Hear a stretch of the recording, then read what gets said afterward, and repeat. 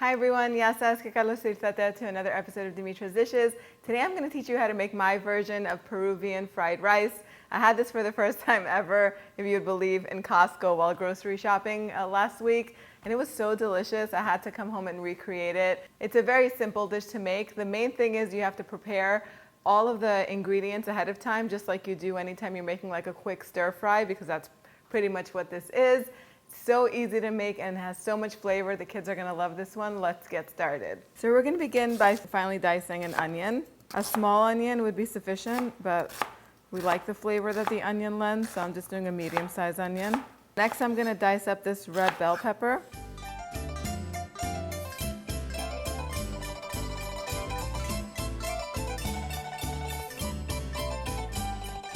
You can use 4 or 5 scallions and just go ahead and very thinly slice them all the way down to the white parts. Next, I have 1.5 pounds of boneless, skinless chicken thighs that I'm just going to dice up into small pieces.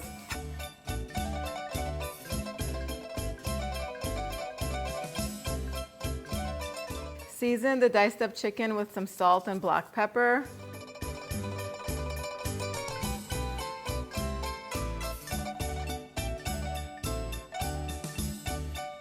So heat a pot over medium-high heat and add 3 to 4 tablespoons of olive oil. Once it's nice and hot, we're gonna go ahead and add the chicken in 2 batches and just brown it for a couple of minutes on each side. It's not gonna be fully cooked. Then I'm just gonna transfer it to another plate.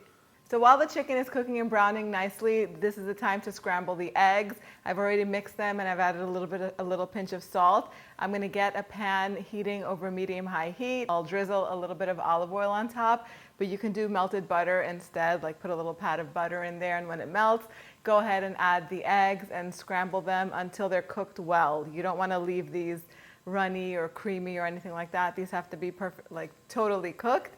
Then just set them aside and let them hang out there. Once the chicken is done, take it out of the pot and go ahead and add the chopped up onions and bell peppers. And you can reduce the heat to a medium-low at this point because the pan is going to be really scorching hot. You don't want them to get too much color or to burn. Cook them until they're nice and softened, and that's going to take about 6 to 8 minutes or so. Once they're nice and soft, go ahead and add 4 or 5 garlic cloves that have been grated and just warm them through until the garlic is fragrant. Here's a little tip. If the pot is way too hot at the beginning, once you add the onions and the bell peppers, you could add a couple of tablespoons of water to it to kind of keep it from burning or overheating. Then you can continue cooking it. The water is going to evaporate.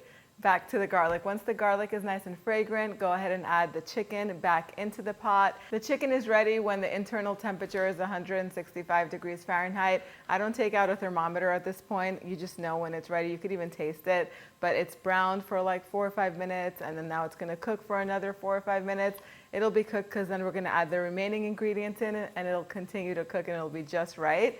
Next, we're going to add the rice. I've already cooked in my rice cooker 2 cups of basmati rice. I prefer using a Carolina rice for this because it comes out a little bit heartier and creamier and more authentic to Peruvian fried rice.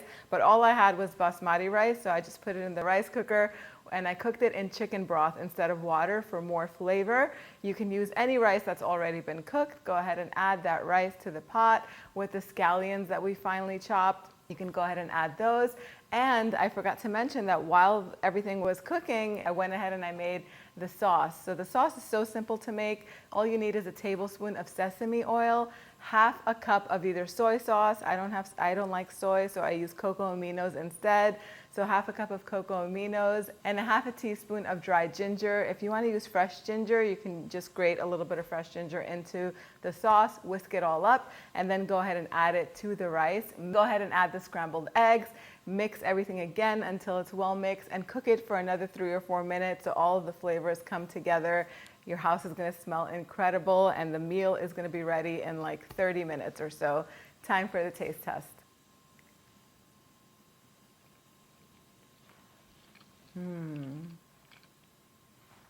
So delicious. Those red bell peppers really make a difference in this.